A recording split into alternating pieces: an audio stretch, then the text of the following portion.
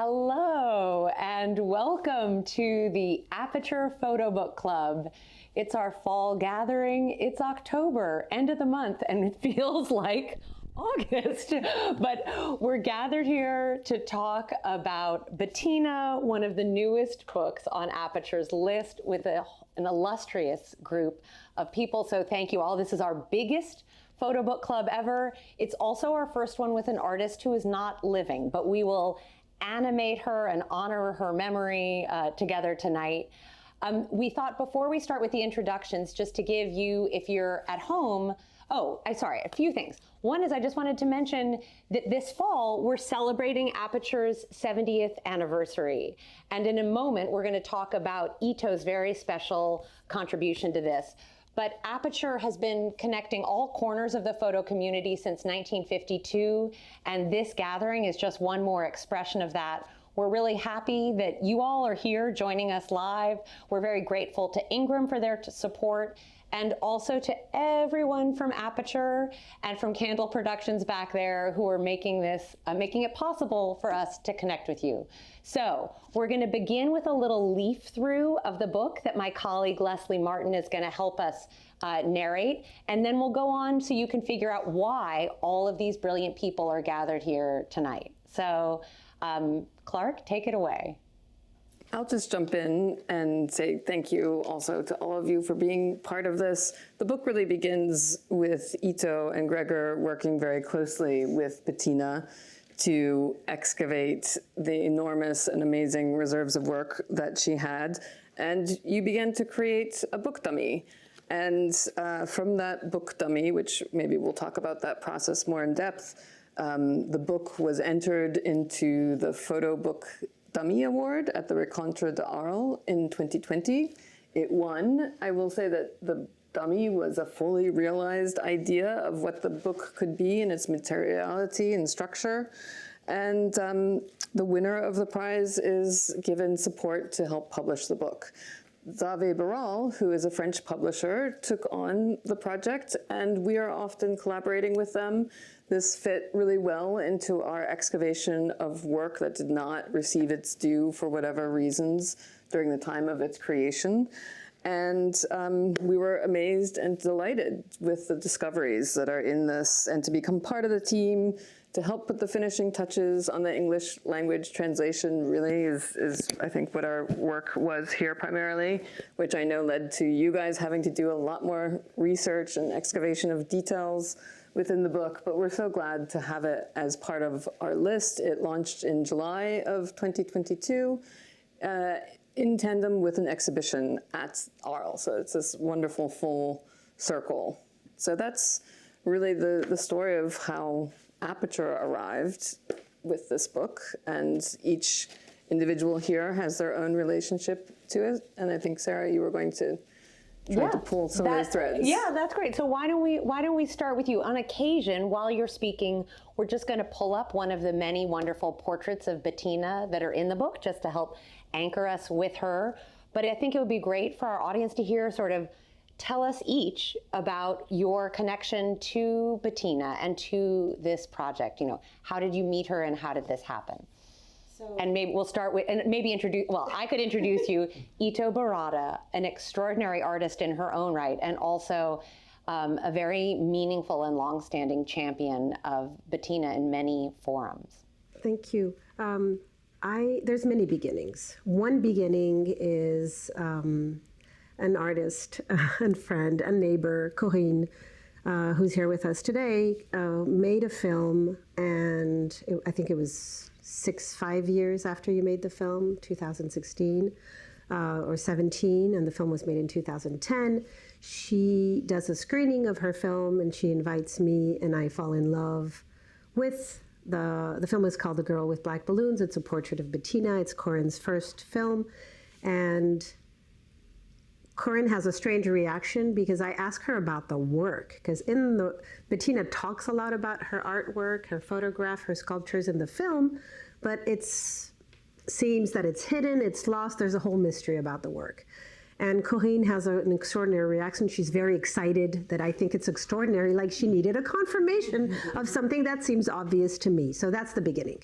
And then she introduces me to her. And then Bettina is someone who, she died a year ago, in November 2nd last year. And she was very protective of her work. She was, obstruction was her middle name. In forms, even when you collaborated, everything was a negotiation. She had very high standards of perfection, of how things should be done, about how we would look at her work, what she would allow us to look at. Because the way we worked on this book is, first we did an exhibition. And I shared a space at Governor's Island, the LMCC show. And the main reason why I showed her work is to make sure that she would let me look at the work. So the pretext of the exhibition, that's the first beginning. I told her a month before the exhibition that she had a space. She said, I can't do an exhibition in a month. And I said, you had 40 years. You don't have a month. We're just doing the finishing touches. And after this exhibition closed, it only lasted a month at Governor's Island. We decided to put a scanner in her room. Gregor Huber here joined me into continuing so that there wasn't an abrupt, cut in looking at the work that she allowed it to look at, which was the top of the tables in her room at the Chelsea Hotel. And that's what the dummy book was in the beginning. It was a book for Bettina to look at her work because she couldn't walk anymore very much. So maybe that's a perfect segue to you, Gregor, the designer of this beautiful book. Tell us a little bit about this from your perspective, what that working process was like. Well, I think it started, Yto and me were already collaborating on Yto's books, like it was two books, right?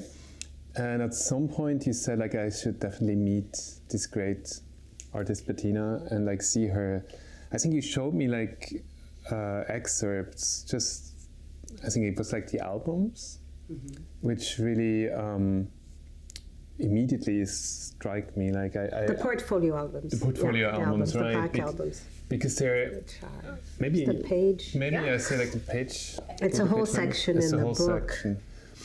It's from page 180. What's that? 85 onwards, and it's just like also like from a perspective of a graphic designer, it's almost, she already did a book, or like she did multiple books, and it's like when it comes to like how she like orchestrated it and how she like works with like contrasts and rhythms, and it's just amazing also like from a graphic design perspective, and I immediately want to see more. And so, sorry, in case you're at home and trying to follow along, these begin on page 185. And I think we have a few spreads that we can pull up and share with you while you're here. But if you're looking at home, start on page 185. Sorry, keep going. I just wanted No, it was just like, I guess it was like those pages which were like my first impression of Bettina before I met her. And then I think we went together to the Chelsea Hotel, and I saw her like for the first time, and I was immediately like kind of, you get like into this world if you stepped into her apartment with like these piles of like works, and like she's sitting in the center of it, and it was just I think from then on like more or less on a weekly basis we went together, had like cake with her, or brought her like Russ and Daughters. Russ and Daughters. That was the treat. Anything from Russ and Daughters would make her. And actually, maybe that is a good way to segue into you, Corinne, because the beginning of your film is so wonderful. That sense of, how you discovered or encountered her, it's so beautifully conveyed. So maybe, do you want to describe that for people who haven't seen the film, although you can watch it on Vimeo if you want? I moved to New York, and the first thing I did was ride my bike to the Chelsea Hotel and decide that that's where a film should be made by me. But thank God I met Bettina, because the first idea was to film the stairwell. So I told Bettina, I'm making a film about the stairwell and everyone that moves through it. So Bettina was there, and she had her cart, and she looked at me with piercing eyes, and I think it had rained, so she was completely soaked, and she kind of did this to me. I can see it. And I thought, okay, I think I might have found my film. And I think from that moment on, she told me there was another filmmaker also filming her, who was a man living in the Chelsea Hotel. Little competition. And I thought, great, what am I doing? But she said, I think I need a woman. I don't know if she said it like that. She probably said it with much more style and elegance, but that was basically what it came down to. And I realized from that moment that there was something there that I wanted to know more about, just like, and I will just say, I've never met anyone more mysterious, there's no one more of a genius that I've ever met, and hardworking. I could see all the locks, and I knew there was something behind the other door. So there are all these kind of, layers to get through, and also layers of her being, not ever really trusting people much. So it took 2 years for me to finish that, the film, and of course it's just the tip of the iceberg of what she kept in her space of her artwork. Mm-hmm. But when it was done, I realized that the film had to be a kind of a catalyst for more. And when Yto moved next door to me, and she reacted the way she reacted, I was so thrilled, because I knew that Yto might be the one to be able to express to see Bettina's work as it should be seen, and to be able to translate that to the art world, which was something that she wasn't capable of doing by herself. Mm-hmm. And maybe the art world is a good way to segue to our resident curator.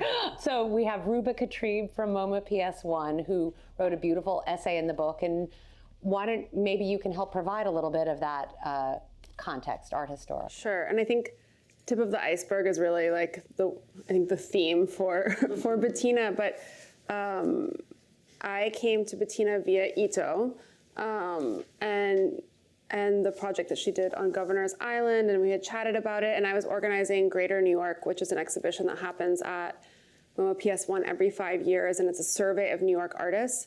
And this edition was really intergenerational, and I wanted to highlight specifically those histories of New York City that are lesser known, and artists that have made New York City their home, sometimes for decades, but haven't necessarily been folded into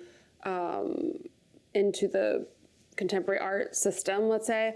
And so Bettina certainly fits that profile, but the work is just so compelling, and I feel so thankful that I was able to show it in this exhibition with younger artists, especially. So we showed photographs that she had, part of the what is it called? Phenomenology. The Phenomenology Project.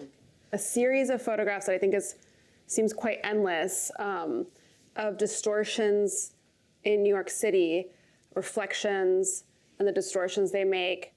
I think the images that we showed were all from 23rd Street, so she's just really looking like from her space, from her home in the Chelsea Hotel, and that kind of like intimacy and proximity. The page. Sarah, that's the page. Yeah, exactly. That proximity. Page number. So this is pages 96 and 97. So she's staying on her street, she's staying in her apartment, she's staying in her, these intimate spaces, and making these huge bodies of work out of material that's quite close to home. So we showed those, and we showed the marble eggs, which she made soon after her studio was lost in a fire, which I'm sure we'll discuss. But so this exhibition was. Those are 230 and 231. Case here. So this is her first. Was this her first museum exhibition at Yto? PS1? PS1? No, she was at MoMA at the you Artist did, Choice your show at the same time. At the same time. That was the treat. That was the bouquet final, because it was the bouquet final. the last show. She had MoMA and PS1. MoMA and PS1. Where she had both pieces and it's the last show she saw because she went to see it and then she started feeling unwell. So her first museum shows are happening in like the last year of her life. But I just wanted to say, like, with younger artists, we had the opening, they're seeing the show, and they were like, who is Bettina? Who is this artist? And it was just so incredible that she was the most exciting person for the younger artists. And I think that kind of generational echo is so important, but also just that an artist that perhaps is less recognized or understood in their time can be discovered and appreciated by younger generations, and that they can take them forward is really beautiful. And Yto's and others, Corinne, have done this. So, and I should have added, if you have a question like who is Bettina, or whatever your question might be, you can add it to the chat, or more formally, you can add it to the Q&A, and we will do our best to answer it. And if there's someone you specifically would like to address your question to, it's good to mention that. But if not, we'll make it a little bit of a free-for-all, and whoever we agree should answer, we'll invite. I mean, I do think it's that facility across these different disciplines that makes her feel so contemporary, and that meshes so well with your practice, Yto. And I think the book really teases that out in its structure. And that what I love is discovering how the observation of boxes being assembled on a palette from above relates to... That's a little artist book. Here. That she did. We never showed in an exhibition. Yeah, These are on pages like 70 to 73. And I think actually I know we've scanned and prepped those pages, so we can But then pull. to see how that echo is echoed in other geometric patterning that happens in the sculptures and the sketches. It was one of the things I loved about your film. Opened with the line of her pointing to the wall and saying, you know, these curators didn't believe that all of these works could have been made by the same artist. And so she's laying out on the wall of her studio what she described as the umbilical cord between them. And I would love to hear both Gregor and Yto speak to, like, how do you take that notion of what she's saying, her umbilical cord through her work, and make something that is then intelligible to an audience? Because one of the nice things about this book is that it takes something that's so complex and so poetic and so instinctive and so original, and it's almost the only, I don't know if this is, forgive me, I should have cleared this with you first, but the only thing wrong with this book is that it actually helps you make sense of who she was as an artist. And I'm not sure, I didn't know her, but I almost feel like knowing her was something that took years, you know, and this book makes it possible for me to feel as if I could understand the scope of her achievement. And I mean, I think it's generally a good, that's a veiled, you know, that's a compliment disguised as an insult. No, you're right, but you can talk about the book. I just wanted to say there's a huge paradox, because what we're not describing is what is the apartment studio that Bettina lived in. Okay. What we tried to do, all of us, is change the narrative around Bettina. Bettina was known for being an eccentric lady who lived at the Chelsea Hotel, lived there for years, would walk around, you know, was one of the most beautiful women, which is always such a... She looked like Anna Karenine, you know, she looked like Anna Karina, Godard's muse, and Juliette Gréco. So she had a really 1960s there's Paris. Some beautiful pictures of her in the book. And those we can pull up too. So gorgeous, worked as a textile designer for Knoll and many other companies for years, was well-traveled, well-read, lived in Chelsea, went to see exhibitions, had incredible catalogs, was writing all the time, was writing to museums, was writing to curators, was writing to writers. So she had this huge correspondence. She did mail art until her last days. So, and had exhibitions that nobody knew of because they were, you know, in Estonia and Italy on mail art, on the thing that she can do from her bed. The thing about her is that she was overwhelmed with the quantity of work she produced. And she was incredibly witty and extraordinarily exigeante. Her demands, the perfection of how things should be, and she had a very strange relationship with the market. I saw letters of galleries offering to work with her. I don't know that's what I mean, that we don't have the documentation. So she was in a room where you could barely move. There was artwork until the ceiling, but Bettina would tell you there's nothing. And at the same time, she would say the work is perfect and finished. Those two were true. What I learned about Bettina is that everything she said was true. She said she made stained glasses. I found them, and they were made in 1970. They're still waiting in France. They're 1 meter by 1 meter high. We added them in the central pages of the book. She made models for public sculptures, and I keep now, because there's more documentation, and it's just the beginning of lifting a corner. But I think the main question is, why did it take so long? I don't know. What happened? Why didn't anybody insist? What went wrong? When did it go wrong? We know there was one big trauma, is the loss of all her work in a fire in Brooklyn where her studio burned at the tip-top of her career in the 60s, when there's many magazine, Camera 51, is that what the magazine is called? 31, or Camera 51 talks about her. There's an article about her in Vogue. I just found it. Her eggs are for sale in Vogue. Oh, really? Yes, I found for Christmas. Get a Bettina egg. She's a well-doing textile designer, and she has a secret career as a photographer and a sculptor. She's been always filming in 8mm, but she's not making films yet. We're going to discover that there's tons of suitcases, and she's typing and writing a lot. So there's a whole discursive work, but nobody knocks at the door. So for me, it's still a very big mystery and a scandal in a way, because during her lifetime, there's one show at OK Harris in 81 or 80, and after that. And so, yeah, that's the future. But do you think it was the fire that made her less willing to show the work?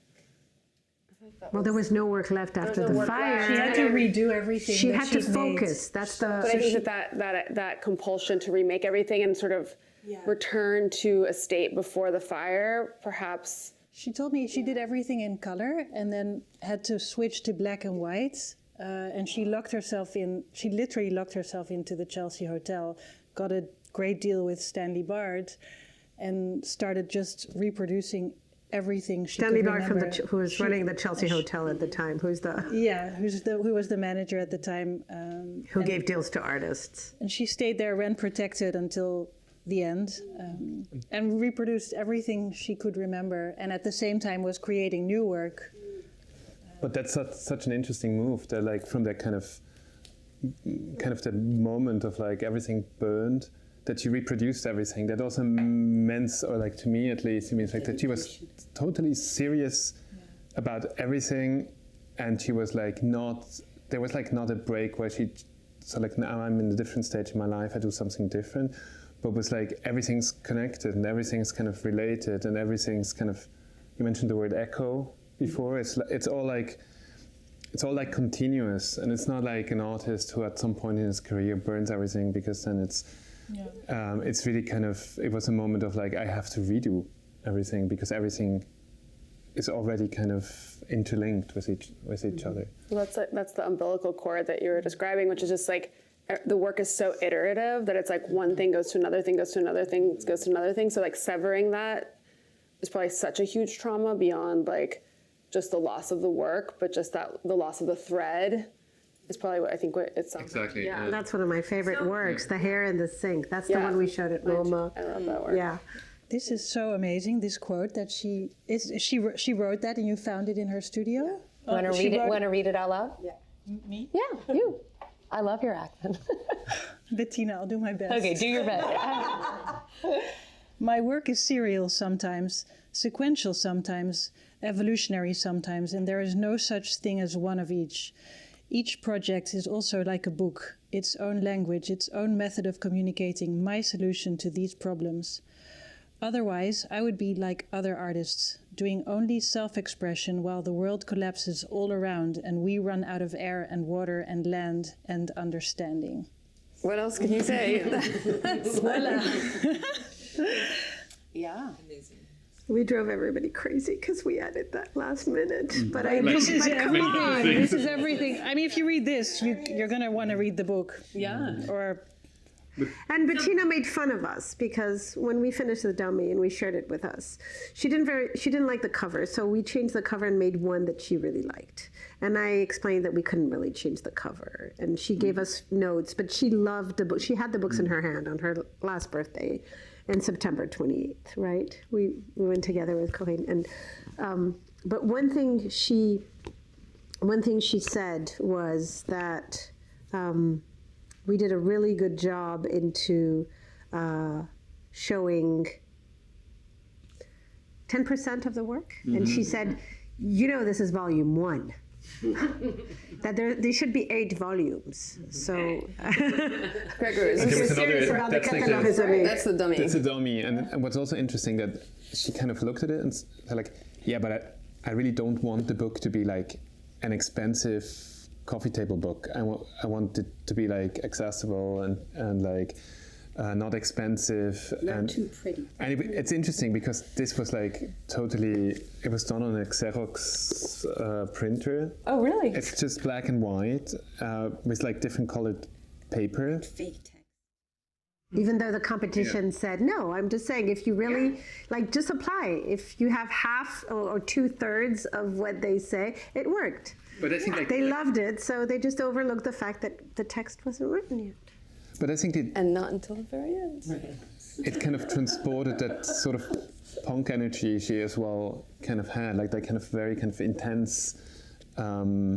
And like one thing which just came to my mind now, talking about this kind of interrelation and how everything is connected, it's like the first dummy was maybe more that we kind of intuitively sort of like linked works, and it wasn't like that kind of that's a big change from the dummy to like this book is like that we kind of ordered it in like work groups, which we didn't really do here. It was more like kind of these links which we saw between the different works, and maybe it's a sculpture, and then it linked to like a Xerox copy, but we thought this is anyway, it's already. You feel it like after like browsing through the book like once that this interconnections, they are there everywhere, and you don't need to Between like the emphasize on drawings, them. like for example, the bark, she would do a photograph of a bark of a tree. Yeah. Then she would give herself instructions. So when you see the photos of the distortion, Bettina has all sorts of walking backwards 10 blocks, then you have to turn left. I mean, there were rules. I don't have them all, but we're Marina Karen, who's working for an exhibition at CCS Borch, who's a student curator, is doing her thesis on one project, the fifth point of the compass, which is the photo, the slide she took from her bedroom on the 5th floor of the Chelsea Hotel of people working, passing by. So, textile industry people pushing carts, people reading, people listening to the radio, and they're all classified: reader, runner, radio. Bettina would kill me. I never say it in the right order. I still don't know. There's an order in what you say all the R's. It's red, runner, radio.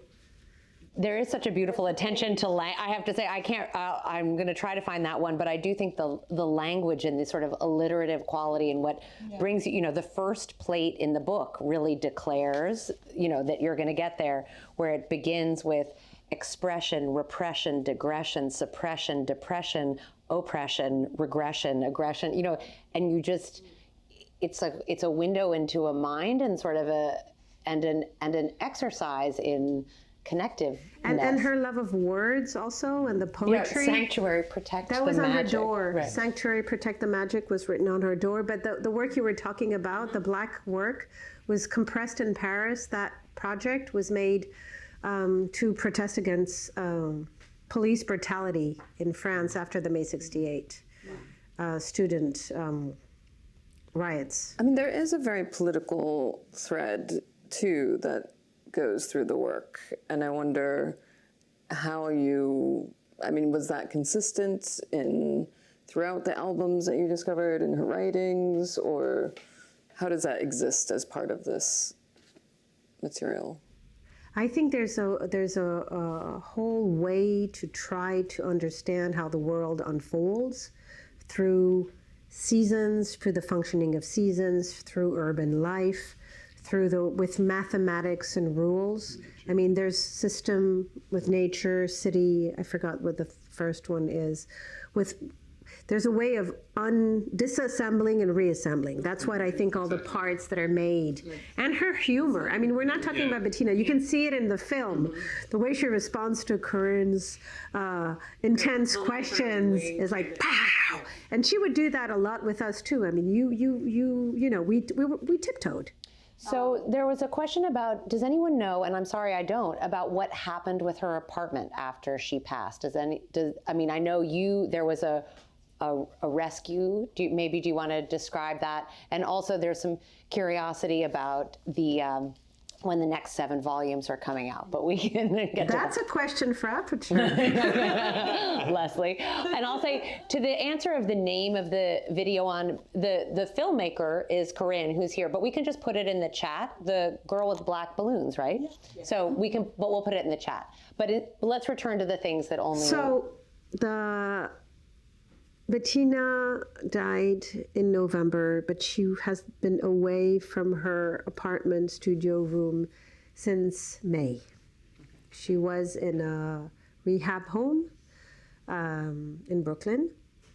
Very unhappy, I have to say, and it was very difficult because she didn't. She fell, right?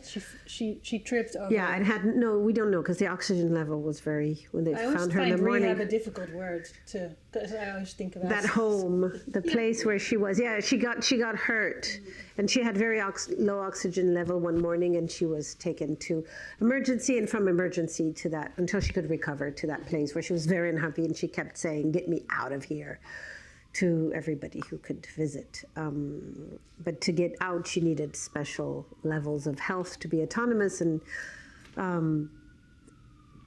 so it was, and we would have news of her all the time through her friend and dear neighbor, Rachel Cohen-Luning, who's also an artist and who took care of Bettina, over almost 10 years by being there every day.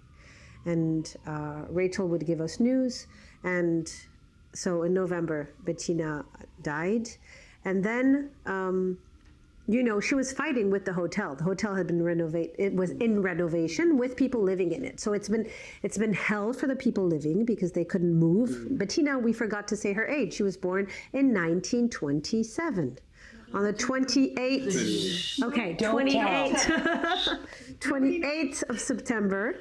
And so for her, the option to leave a controlled rent place where she, had, even though everything was crumbling in the hotel and the rooms. In the window and she had mylar on the window and NPR radio high and heat in the apartment. And she didn't let anybody enter. She didn't trust anybody because when they started renovating the hotel, all her artwork that was in the one way they started getting. According to Bettina, they started intimidating the people living there to get them out, was to throw their work. So Bettina had also experienced that many artwork, and there's a few New York Times article about her fight and other tenants' fight with the hotel management that changed many times. As soon as she passed, the danger was that her work was, after she had protected it for so long, so many times, was going to end in the trash. And unfortunately, that's what happened. Exactly. It was a race against the clock. We didn't save everything. We packed as much as we could, and as soon as I had the help of so many friends who came and packed, people from my gallery, friends, filmmakers, whoever had a few hours, I would say come, because we were fighting against the clock. And just before Christmas. Everybody reassured me, just go, it's the holidays, nothing's going to happen. When you come back, you can pick it up again. And on Christmas morning, I received photos from people who were friends of Bettina who lived in the hotel. The room was empty and everything was in a dumpster. So they started rescuing what they could, but a lot was lost. And so we made a second room where we had packed things, and that room is the one, when I came back, they gave me 3 days to empty that room to start construction again. And that was another race. And so now whatever was rescued is safe. Many things were damaged, but the quantity and the quality of the things that we are now the guardians of, and that are available, I hope, for study, because what was missing is, art historians and people to look at the work, not just, fans like us or fellow artists. I mean, Yeah, go ahead. Good. just like one thing I think we need to mention is like doing this book was like at the same time was like kind of finding the works for within the book, like finding all the pieces. There wasn't an archive, and we put it in the book. It was like a continuous like kind of finding new complete work groups and like finding, and then like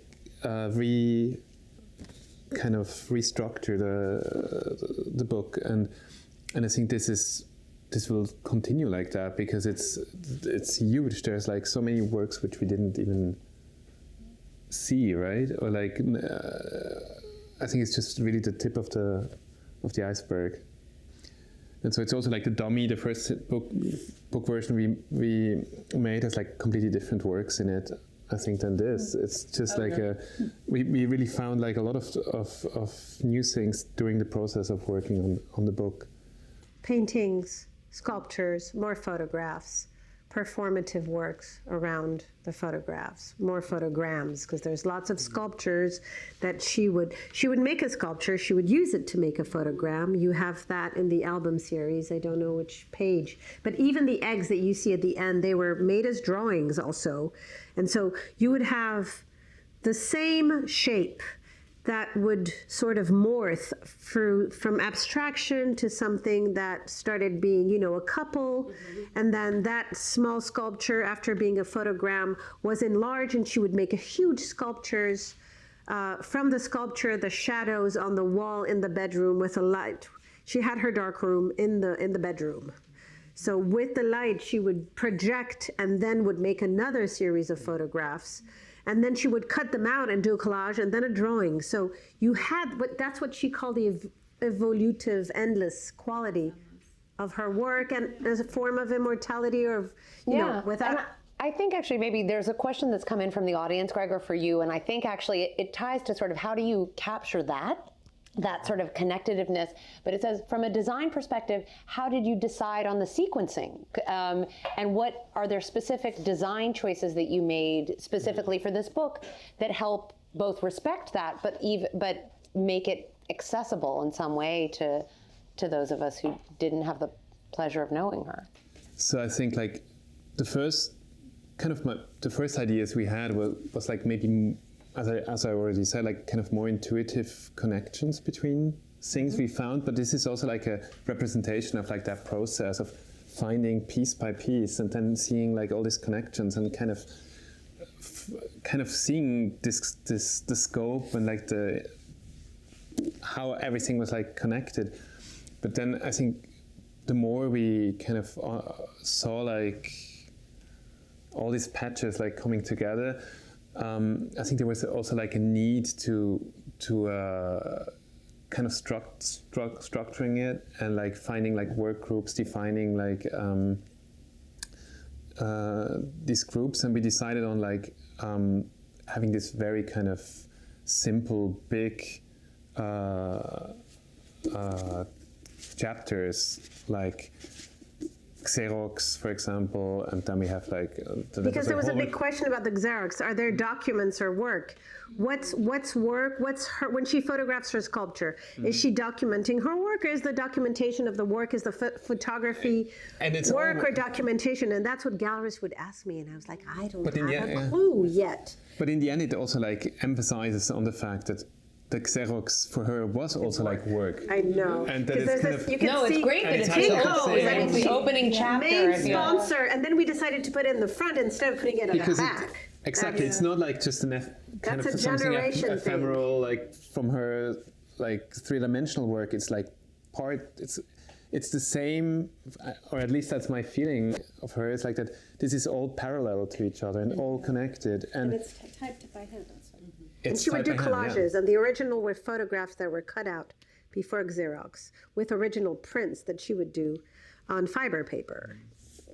So like maybe the bigger structuring decisions were just like having this kind of black dividing papers with like the titles, and then And just to clear, in case you don't own the book at home, the subjects of each of these chapters are very, other than Xerox, which is a very provocative way to begin, photography, film, painting, They were really sculpture. modest. Yeah. There were very- ways to step right, back yeah, and exactly. say that we don't know much.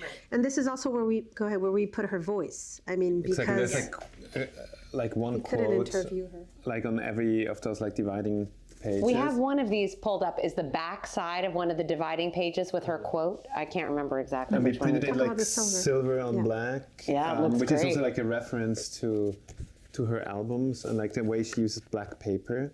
And she was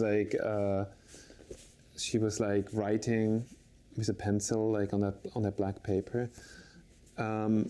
So it's kind of a simple book in the end, like structure-wise, but it's also like we didn't want the design to be like over, like putting like another layer on top, because I think she's already like such a great designer, and so it's more like maybe keeping the energy and keeping the power of her work, not to make it like too bureaucratic or like too just.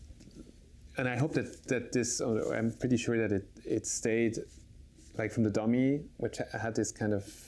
You pick them very up. It's direct. actually great that you brought it. I didn't know. It's basically Right, the all the way same. across the ocean. Which was like just also done on a Xerox, like black and white, and just like very quickly done, but like also like intuitively done and cheap, yeah. So I hope that this still carries that kind of energy, because I think that was also important to her, not to have that kind of, I think, coffee table book, like that's really not what she would. Well, it doesn't feel finished in that way, which I think is really exactly. important. 'Cause Yeah, it's like, the That's a good craft paper. point. Yeah, the craft paper of the cover alone. well, if it's a coffee table book, it's like, oh, here's the definitive book, and I think like, Right, if we're going to get to the next 7 volumes, we're yeah, gonna. and also just because like, you know, just looking through this, you're like not sure what you're looking at sometimes, and I think that's also really interesting because it's, you know, seeing some of it in person versus like seeing it in the book. It's like, what form does this actually take as like an object? Still remains a question that I think is really interesting to provoke within it. There's no act of like overstating or like describing or like saying what it is or how it's like kind of almost like an archive, like showing that archive. So it's kind of also maybe an emphasis on like this is the beginning, and like somebody could work with that archive. Well, that's why I think it's unique in this situation, is usually it's when the career is well known and when all the scholarly work has been done, then the book is published. This is a book saying, I'm not really a scrapbook, and it's not really a portfolio, but it's a work of, you know, the Bettina fan club to tell you that we need a lot of people to come and join us so we can move forward. I think we have a lot of members of the Bettina fan club here, and hopefully growing. I think it's also the gesture of one artist to another, where you're really giving space. And I think it's a remarkable example of and reflection of your practice as well, Yto, where it's iterative, it's generative, you know, it's allowing space for other artists, which reflects your practice with the mothership. And I'm sort of queuing up this.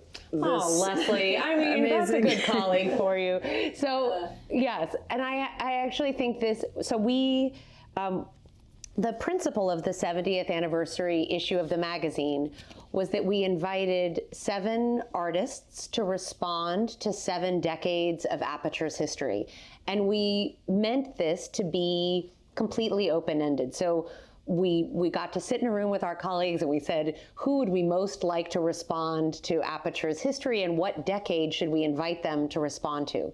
And so we asked Yto to look at the 70s. Yeah, 70s. I'm a baby of the You're a 70s. baby of the Of the 70s. And so we said to Yto, you know, what would you be interested in responding to? And, you know, I think before you had even figured out what you wanted to do, you said yes. We said great. But then the question of what that would look like. And do you want to tell us sort of describe what you did here, and I'll flip through it. And if you don't have this issue of the magazine, we'll put a link to it in the chat, maybe? Is that possible? Anyway.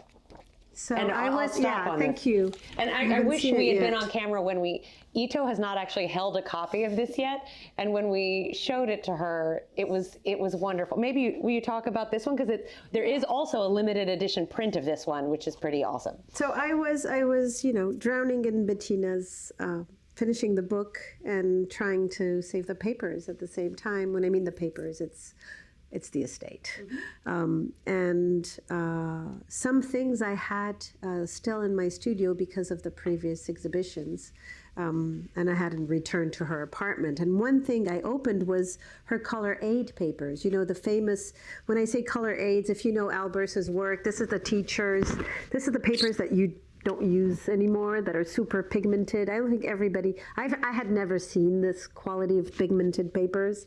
And Bettina had a box, and she used it for textile design, but also for sketches and Laporello books that she made on projects of paintings, the intensity of the colors. But what I did is I just opened the box, and the way the colors had the missing pieces, and this is the missing pieces.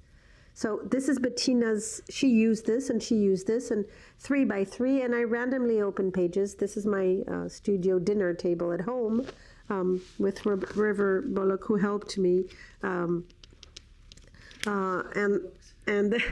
just opened the box. Yeah, and we made almost random associations. But I love how it makes me look at those old beautifully. issues of Aperture magazine differently. You know, it's this.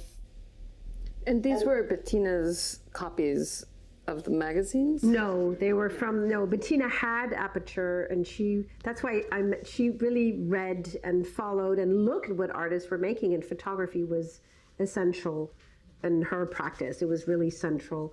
And no, I just opened different, you know, here it's Helen Levitt. I know, you know, I chose also some New York photographs and some nature, but it was mainly random opening and trying to make associations from her own compositions that were random in her box of, you know, the empty, empty space and accumulation, which is the two things that she left with So us. there's a question that's come in that really is about you and Bettina, and also thinking of future generation. It says, the story of Bettina's work coming to light through these intergenerational relationships, and I think all 3 of you are examples of that, speak to the duality of 2 creative impulses, the need for an audience and collaboration.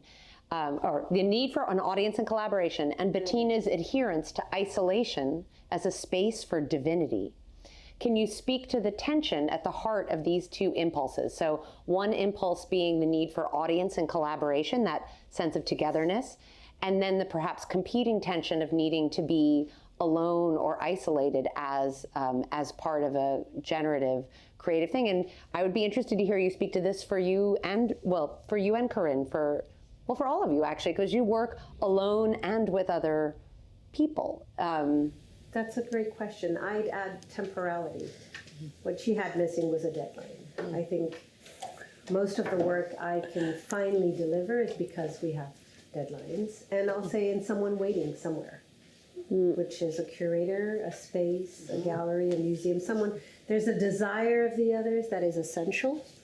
their attention. I can't talk about work to myself, I can think, but the presentation, the way the thought unfolds, the way is very different. It needs time of distance, but it's very different. And I think that's all Bettina, and that's what makes me very upset, because that's all she needed.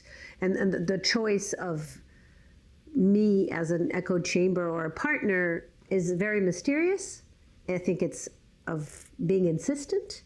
I think it's because of Corinne, said it was okay. So she was the moral compass that Bettina respected the most. And then there's the mystery and the funny thing. It's Paris. I was just born in Paris. And in Bettina's biography, she was born in New York, reborn in Paris in 1970. So we're a year apart. She's older, still.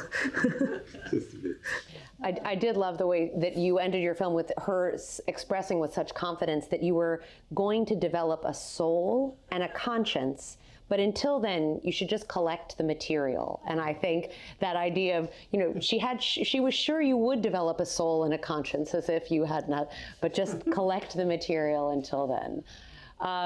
So I want to give everyone a chance for sort of a last burning question to one another. We don't have to turn to the audiences. There was a question that came up earlier that disappeared, but that I would love to ask to Lesley about, what do you think the book does for, or Yto, anyway, anyone can answer this, but I was just thinking of what can a book specifically do to help us understand that's distinct from an exhibition or a deep dive into an archive? Or I'll pick up on what Bettina said, which is it imposed a deadline on and a need in this structure to excavate dates and names so that as a book it would be more than just a portfolio of images, as amazing as they are, but to try to anchor the work in the detail and care and attention that Bettina gave to it as well. So it asks that of the reader as well. It's not just like, oh, this is cool stuff. You really see and have available to you the thought process through the details, the contextualizing essays, a timeline, reproducing the artifacts. I mean, I think it's a directed view through this tip of the iceberg, and I think you call it an entry point to this amazing network of ideas that are so resonant when you flip through it. And there's something of her messing with the idea of finitude, that, there's an end. Her thing about endlessness and immortality and the work continuing to turn. I mean, her ways with abstraction, the way she plays with all these things and dances around is like a laughter towards death. I mean, there's a danse macabre. She's dancing. I'm sure Bettina was a wonderful party dancer, loved music. Her record collection that I'm discovering is amazing. Let's have a dance party with Bettina's Bettina's record. And I think I want to thank all of you for joining, but before I want to thank you all for joining, I want to thank Ingram for supporting us.